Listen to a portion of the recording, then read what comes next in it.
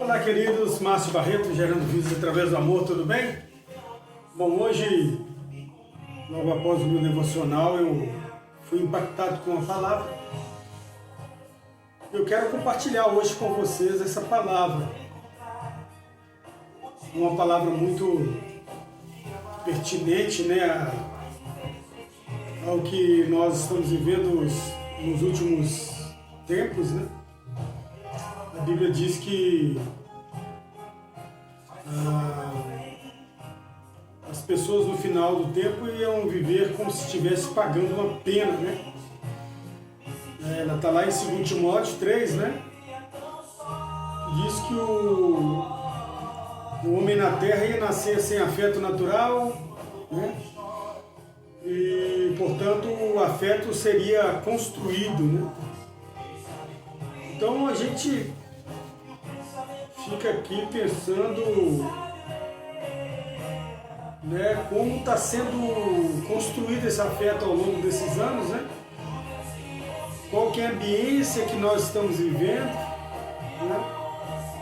Eu fico pensando aqui, né, qual que é a ambiência que nossos filhos, netos estão sendo inseridos, né? O que eles estão de fato recebendo, né? E isso tem me feito refletir muito, né? Que tipo de pessoa eu tenho sido, né, para essa geração. Hoje se fala muito em essa questão do desigrejados, ou não congregacional,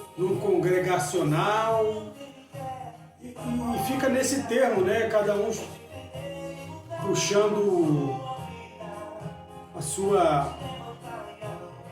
essa palavra para si mesmo, né? E de fato sem um entendimento comum ou real sobre essas coisas, né? E cada um vivendo aquilo que, na verdade, vivendo mais a vida do outro do que de si mesmo, né? Então, eu trouxe aqui a palavra de Paulo aqui, estava aqui meditando, né? Está em 1 Coríntios 10, 23, né? Que fala que todas as coisas me lícitas, né? Mas nem tudo me convém, né? Nem tudo é conveniente. Essa passagem fala de claro que, para situar você, Paulo estava mandando essa carta para uma igreja que de fato não deu certo.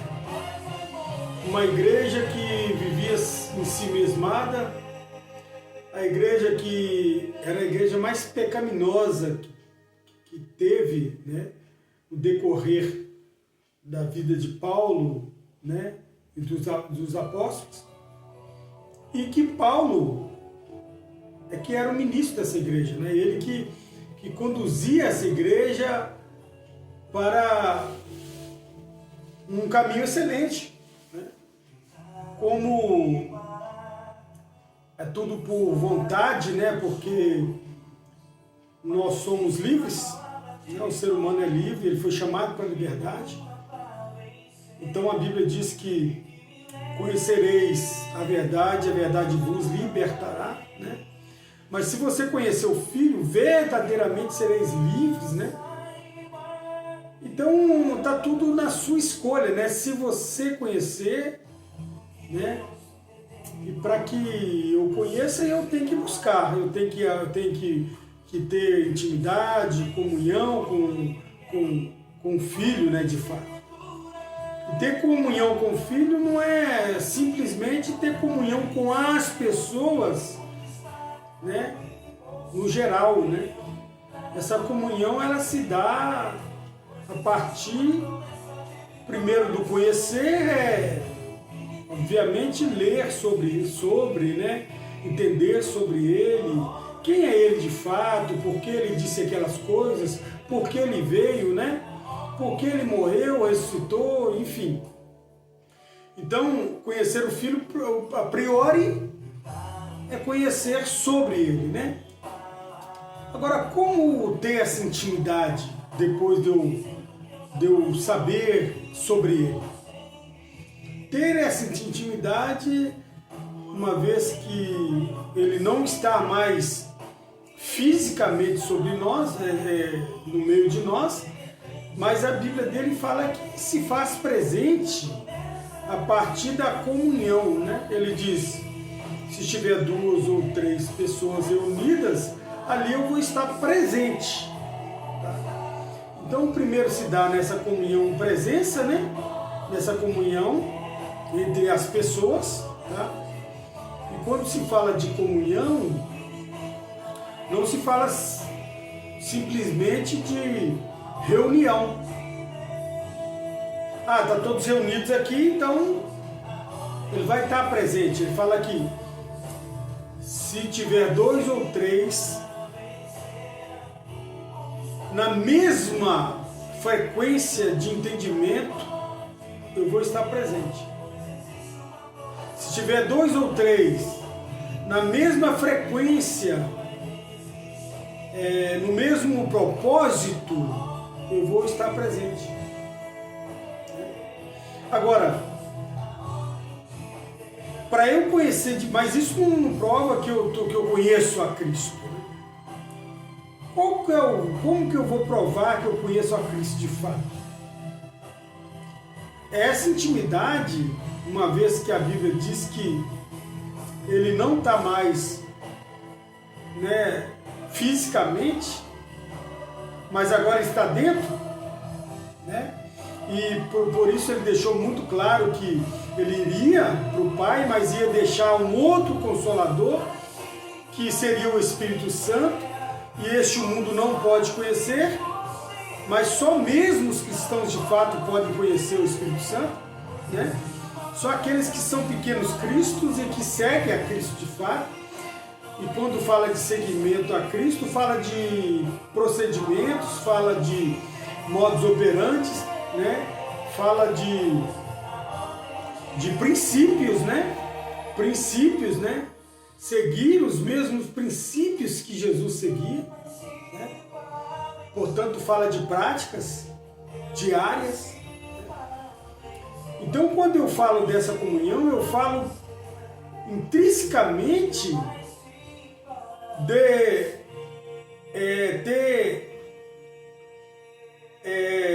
trabalhar esse Espírito de Cristo em mim. Como assim trabalhar esse Espírito de Cristo em mim? Quando eu vivo uma vida diária de leituras, conhecimento, buscar esse conhecimento sobre Deus e deixar com que de fato ele viva em mim, né? E aí a gente vai falar também de pensamentos, né? Pensamentos não lícitos e não lícitos, né? Porque uma vez que o Espírito está em mim, está dentro de mim, eu tenho que fazer uma análise, né? Uma análise de quem de fato eu sou, né? Então eu preciso me conhecer, né? Então eu tenho tantas coisas em mim para que eu sane em mim, para que assim eu consiga conhecer Jesus de fato, que ela não está ligado, diretamente a um grupo de pessoas, né? Que está ali, né? Falando muitas vezes coisas que eles não conhecem, falando muitas das vezes de coisas que eles acham que é. Então, essa comunhão, ela está muito mais além dessas 4 paredes, além dessa comunhão ou desse ajuntamento de pessoas. Essa comunhão, melhor dizendo, ela não está ligada intrinsecamente ligado a esse ajuntamento.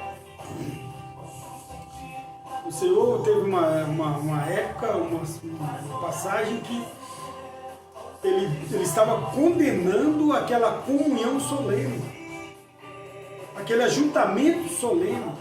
Por quê? Porque aquele ajuntamento solene estava produzindo coisas terríveis. Era um ajuntamento, falava-se de Deus. Mas o que de fato produzia no coração de cada uma daquelas pessoas, aquele ajuntamento, eram coisas que não eram para a glória de Deus. É por isso que ele disse, olha, se comais e se bebais, façam tudo isso para a glória de Deus. Então a gente tem que definir também o que é de fato a glória de Deus. Para quê? Né? Como de fato a glória de Deus é manifestada. Então quando Jesus disse que é para eu ir para o quarto, orar, né? Ele fala, ó, quando você for orar, entra para o quarto, fecha a porta, porque o Pai que ouve em secreto, que vem em secreto, vai te abençoar publicamente, né? Então fala também essa comunhão, essa verdadeira comunhão, ela produz primeiro dentro. Não é na comunhão entre pessoas e ajuntamento, né? Primeiro dentro. E aí vem Paulo dizer que todas as coisas me é lícito, né? Mas nem tudo me convém. Fala de uma liberdade geral, né? Fala que eu sou de fato livre até de Deus se eu quiser. Então Deus ele não me prende. Jesus ele não veio para me prender ao ponto de que não, você não pode ir lá na praia, não. Você tem que estar lá todo vestidinho, porque senão você está pecando contra Deus. Você não pode comer ou comer isso aqui, porque isso aqui é pecado. Ó, você tem que fazer só isso aqui, porque é isso aqui que a Bíblia não condena. E aí vai criando esse tanto de pessoas querendo manipular o A, o B, o C, como que eu tenho que fazer, como eu não tenho que fazer. E aí vem a voz de Jesus dizendo que se o homem examinasse a si mesmo, ele não seria julgado. Às vezes nós temos tanta coisa para examinar em nós, tanta coisa para consertar em nós, que não dá para julgar o outro. Não dá para estar lá, né, para viver a vida do outro a partir do que sem eu olhar para dentro de mim, mudar tudo. Eu tenho tanta coisa para mudar que não tem como eu ficar cutucando, procurando coisas em lista na vida do outro. Então Paulo fala aqui de uma liberdade que só o indivíduo pode viver. Então, quando o Paulo ele diz também que eu preciso renovar a minha mente, né?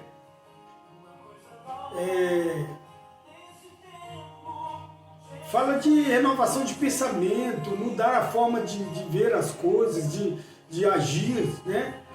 Então, intrinsecamente, fala como que eu comporto comigo mesmo, né? Quem eu sou de fato. Então, é só para você refletir, né? Só para nós pensarmos aqui. Quando eu pergunto, irmão, aonde que você congrega? Né? Qual que é de fato a sua congregação? Né? Aí eu volto para mim mesmo quando eu faço essa pergunta e digo, será que essa pergunta ela é... Qual que é o motivo dessa pergunta, né? Porque estão se abrindo templos e templos, igrejas e igrejas. Hoje, cada dia que passa, tem mais uma aberta, né? Ou seja, eu estou abrindo o tempo todo trabalhos ali, aqui, acolá. Mas quando a gente faz um serviço, quando a gente faz uma visão, tem uma visão geral disto, a gente vai perceber que o camarada, ele volta para casa, talvez pior do que ele entrou lá dentro daquele tempo. Ele está em Cristo, entre aspas,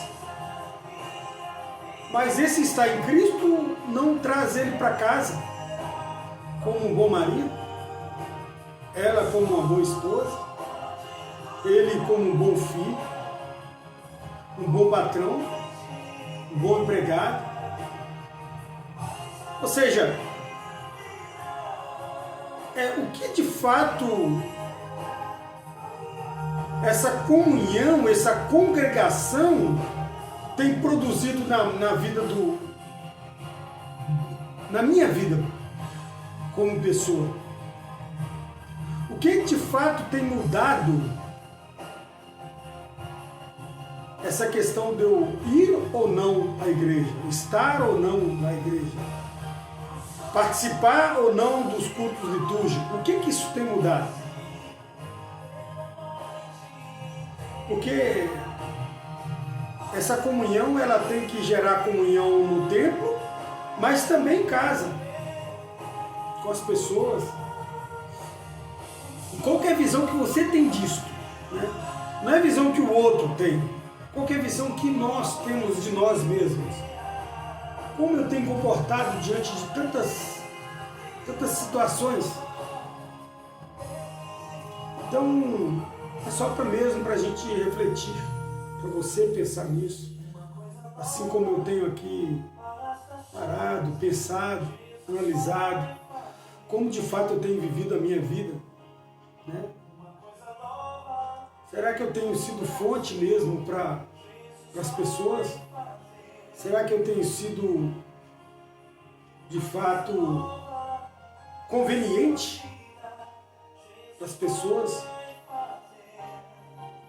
Será que eu de fato tenho sido amigo mesmo?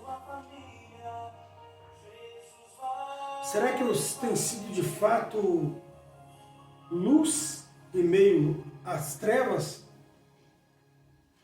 Uma vez que, a partir do momento que eu passo a ser luz em meio às trevas, eu passo a ser um alvo bem nítido para o diabo. Né? A partir do momento que enquanto eu estou nas trevas, talvez eu esteja invisível. Mas quando eu venho para a luz, eu me torno um alvo do inimigo. E nós estamos aqui para isso, para ser luz. Ou seja, para ser alvo direto do diabo. E quais são as armaduras, e quais são os meios, quais são as estratégias que você tem produzido ao longo desses anos para que você consiga se proteger e proteger quem está em seu lado e quem está em sua volta? Então é mais ou menos, melhor dizendo, essa palavra é só para você refletir um pouco e pensar de fato quem de fato você é, no coração de Deus, no coração das pessoas e para você mesmo. Quem é você de fato para você mesmo? Então é isso, tudo eu posso fazer. Eu sou livre, você é livre. O Senhor te chama para liberdade, você é livre. Mas nem tudo é lícito, nem tudo convém de fato fazer. Mas aí fica o seu critério, né? Porque você é livre. Eu sou livre, eu faço o que eu quero da minha vida. Não é porque o fulano falou, o fulano... Não, eu faço o que eu quero, eu sou livre. Então passa a pensar dessa forma. Que o Senhor veio para a sua liberdade. Então é isso. Pense nisso. Pratique isso. E aí, você consegue de fato, você vai conseguir de fato viver um evangelho verdadeiro. Indiferente da comunhão com pessoas, indiferente do lugar que você estiver, não importa. Você vai ser esse pequeno Cristo que, em qualquer lugar que você estiver, vai fazer a diferença. Indiferente da religião, da onde você professa a sua fé, isso vai mudar toda a história da sua vida a partir desse pensamento, desse conhecimento, desse entendimento, dessa linha de raciocínio. Então é isso. Lembrando, gerar vidas é cuidar do outro, cuide, faça a tua parte. E até o próximo vídeo. Deus te abençoe. E até mais. Tchau.